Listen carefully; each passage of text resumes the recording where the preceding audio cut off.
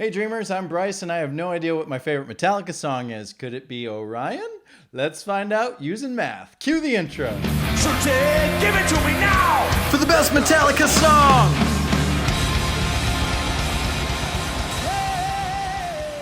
Orion, track number 7 off of Master of Puppets. I'm really excited to get into this song. I do very much so enjoy it already. I know that I enjoy the live versions better, but it's been a while since I've listened to the studio version, so I'm excited to hear this one. And I'm excited to rate it on the following categories: lyrics, instrumentation, composition, memorability, and emotional response. It's a scale of 0 to 4 for each category with a grand total of 20 points. And you're saying, hey, wait a second, Bryce, this song doesn't have any lyrics. How the heck are you going to score it evenly? Well, we're going to take those 4 lyric points, we're going to get rid of them, give it a 0, and we're going to give them to the other categories. So now all the categories are worth 5. So the grand total is still 20. It still has a chance to get up there with the rest of them, but we'll find out how it does. Let's stop jibber-jabbering and get right into the song. Huh? What do you think? Right into the song? Yeah? Okay, I will. Now this one again, starting with a fade in. I love Cliff Burton's ear for effects.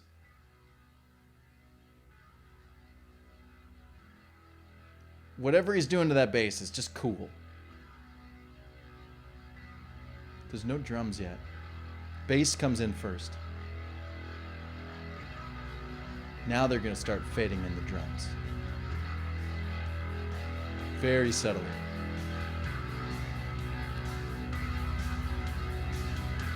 It's such a weird sound for a bass, but it's cool.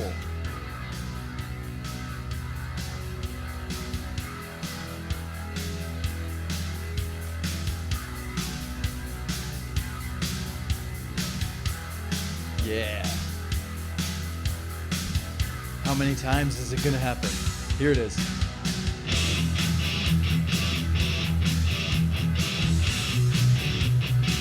That riff is just everything.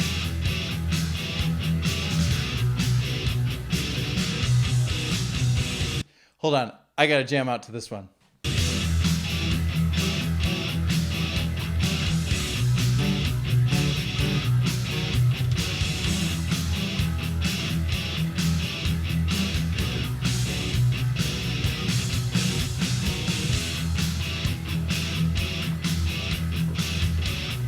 I won't play through the whole song. We want to listen to the real song.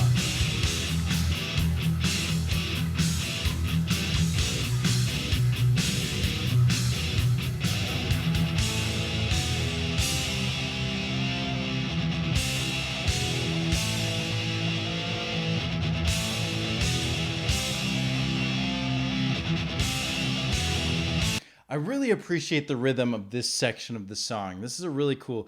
It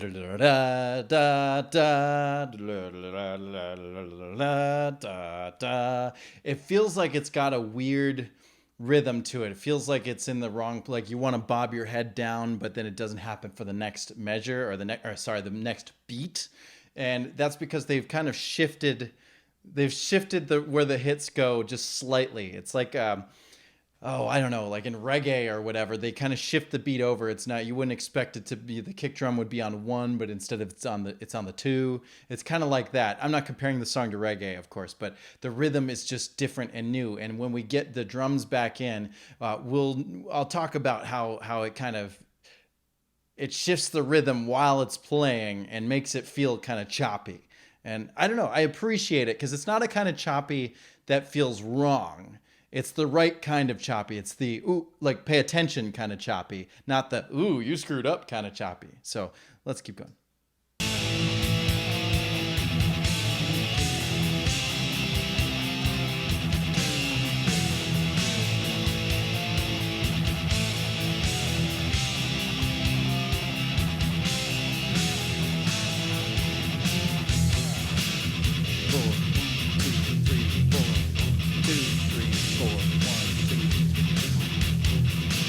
That right there. Just playing straight. Ba, ba, ba. Kick, snare, kick, kick. 1, 2, 4, 2, 3, 4, 1, 2, 3.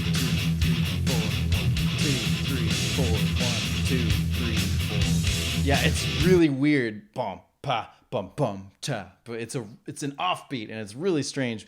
I really like it. You try to bob your head, but the da da da starts on 2 and it ends on the 1 of the next measure. Da da da bum bum bum bum. So he's doing the kick on like the bum bum. It's like a 2 and 3 and 4 and 1. So he's doing it on the ands. Bum bum bum bum. Strange, weird. I don't this isn't something you just naturally play. If you're sitting down to the drum kit and somebody just starts playing this riff, that's not immediately what comes to your head. Immediately, I think where you would feel the song is that it would go on the 1, 1, da, da, 4, 1, da, da. It's just, I don't know, it's different. I like different. It's not in any weird time signature. It's still 4/4, but it's shifted awkwardly. Mwah, wonderful. And this riff it just feels good. Let's count it. There's one time. I think they do a lot of 8s in the song. Lead.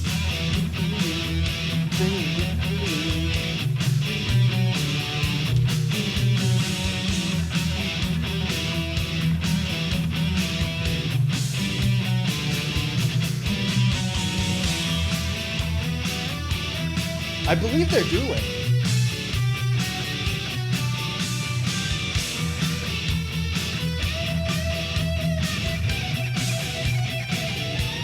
Rhythm changes.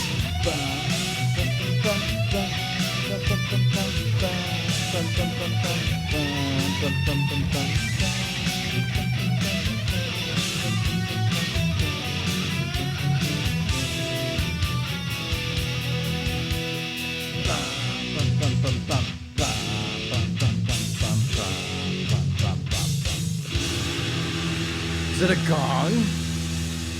Yeah, that sure as hell was a gong. So that's really cool. We have this main riff, which is just bum bum bum bum bum. I have a song that I've written that isn't released, but you might be able to find it somewhere on SoundCloud that has a similar riff because it's just so cool just to have that straight beat. Bum bum bum bum bum. So cool, but then you add that and that's just like a basic riff. It's not like a solo, but then it climbs into and then it becomes a melodic solo, but it doesn't do anything really crazy. It's very new soloist, right? This is something someone who's just learning guitar could probably play. It doesn't get too wild. Maybe there's some quick, but it doesn't get too fancy, right? We already know from hearing the last 2 records that they can do a lot better than this. But they're taking it easy because this is a song. We're composing. These are the lyrics to the song. And so far, they've already done more with this one riff than Cthulhu did with one riff, right? When we listened to Cthulhu, that one had like 4 riffs total in the whole song. This one has repeated maybe 2 different riffs, and it's already made it way more interesting because it changed sooner. It updated. We had that really cool bass in the intro, but we were still kind of playing the riff with the drums and the guitars. Now we're already entering a new section of the song, and this completely changes everything. So this section, you gotta love it. You gotta love it.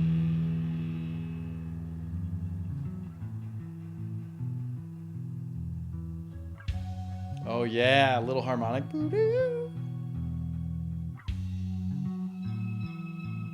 Oh.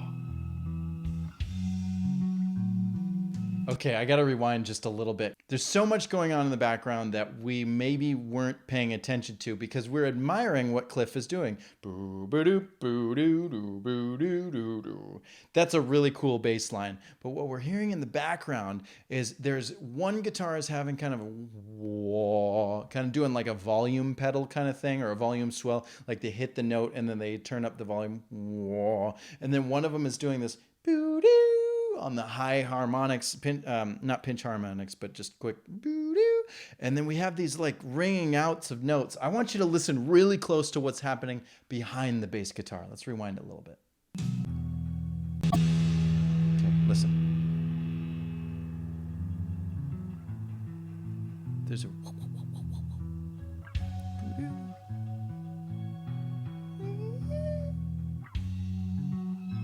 There's the volume swell. It sounds like they might be scraping up here. Like, not that way, but like...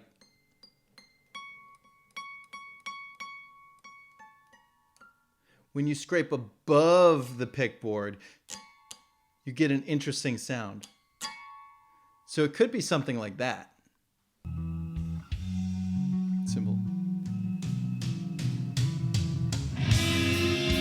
Oh. You're always going to get me with harmonized guitars like that. Oh. Yeah. Listen to that bass fill.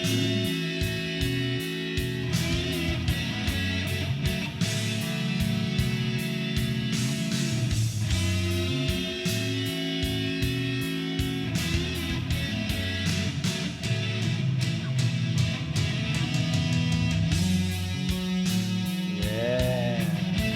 Just taking it easy, man.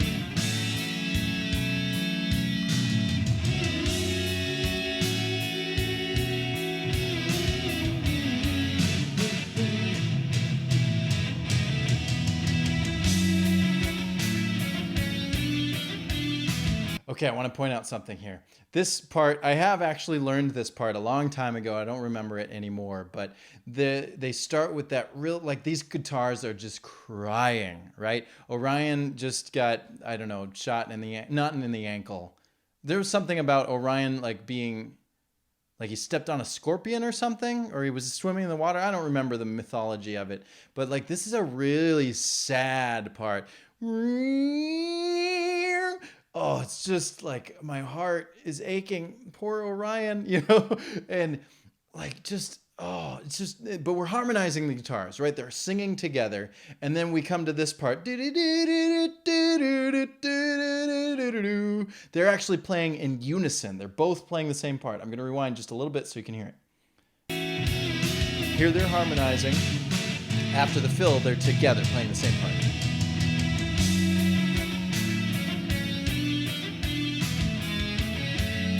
But then when they land here, it's a harmonized note. Now it's harmonized.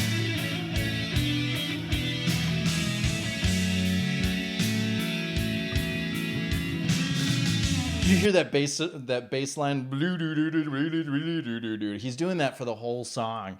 Cliff needs more credit. I know he gets plenty of credit on the internet, but just like, Cliff, we miss you, buddy. Awesome playing. So good.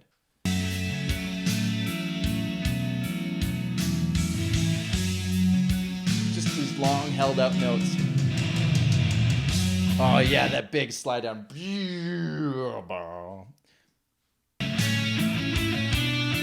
Playing in unison. And then they'll go to harmonies.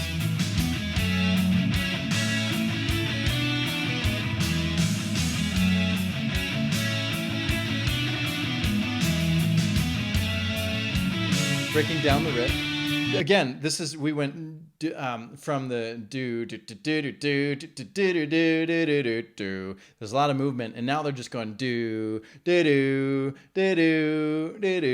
it's very cool. They're breaking down the riff, and they're using it in so many different ways. This is how you write songs. Double thumbs up. I'm gonna give them all the fingers and the toes as well. You can't see my toes, but they're up. Well done.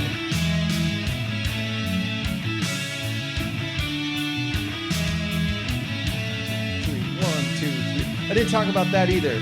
We're in 3/4, right? You can call the 6/8 if you want to. I call it 3/4. It feels 3/4 to me. It's not like swing. 6/8 feels more like a swing to me, but I don't know. We could call it 6/8. 1, 2, 3, 4, 5, 6. 1, 2, 3, 4, 5, 6. Yeah, we'll call it 6/8. Why not?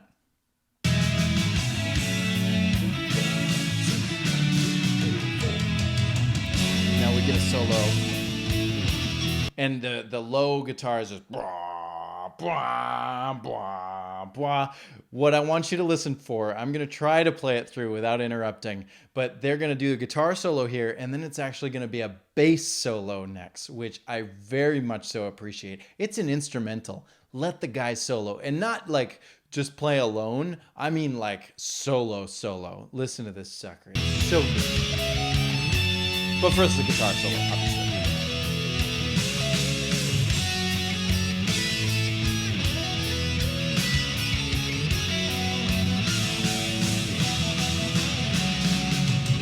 This is bass.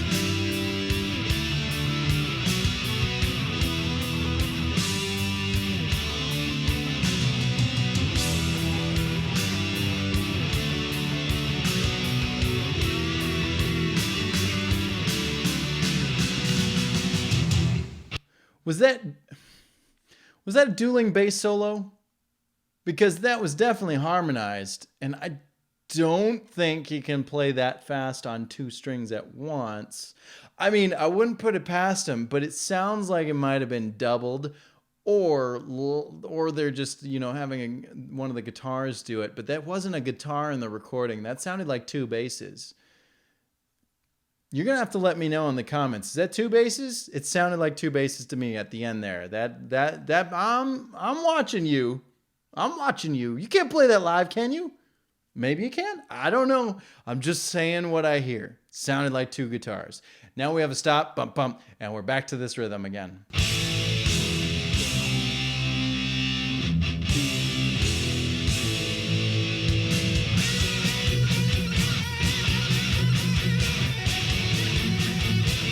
Snare on the 1, 2, 3, 4. Back to 4, 4.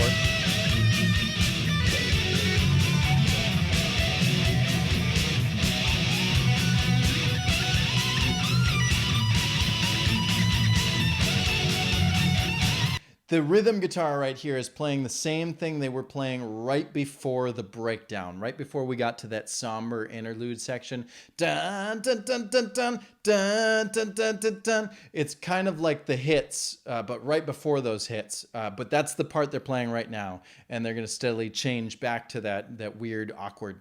Dun, dun, dun, dun.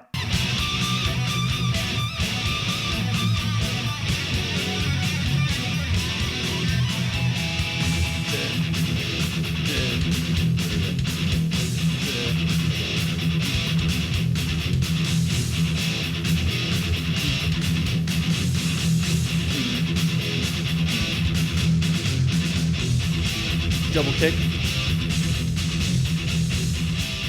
Awkward hits on the snare. He likes to do this like ba ba ba ba ba ba ba ba ba da. It's kind of a weird rhythm he does every once in a while, but then we just fade out. We fade it in, we fade it out. It's just a nice little amount. And that's it. Just fades out from there. I don't know. I really like this song. I enjoy it. I hope you enjoy it. I know you enjoy it. Let's talk about the numbers. Whoosh. Lyrics. What's the song about? It's an instrumental. There's no lyrics. It's about a sad guitar in the middle and a bass in the rest of the song. 0 points. Instrumentation. This should shock absolutely no one. These guys knocked it out of the park. The riff in the beginning with the guitar riff in the beginning, super catchy, got my head bobbing right away. Drums are doing some weird offbeat stuff that's just boggling my mind. What even beat are we on anymore? We got the bass doing not only beautiful movements and beautiful sound effects and just all over the place, just magical stuff going on. This song rocks. They are playing at the top of their ability, but they're also, this is really important, they're not showing off, right? They're kind of showing off in that it's an instrumental, but at the same time, they're reserving themselves. They could play even better than what's in this song, but because they know where they are, they know they're serving the song. And that to me is what makes a real great instrumentalist. You don't just play because you're good at it. You play because it feels right. And this song feels right.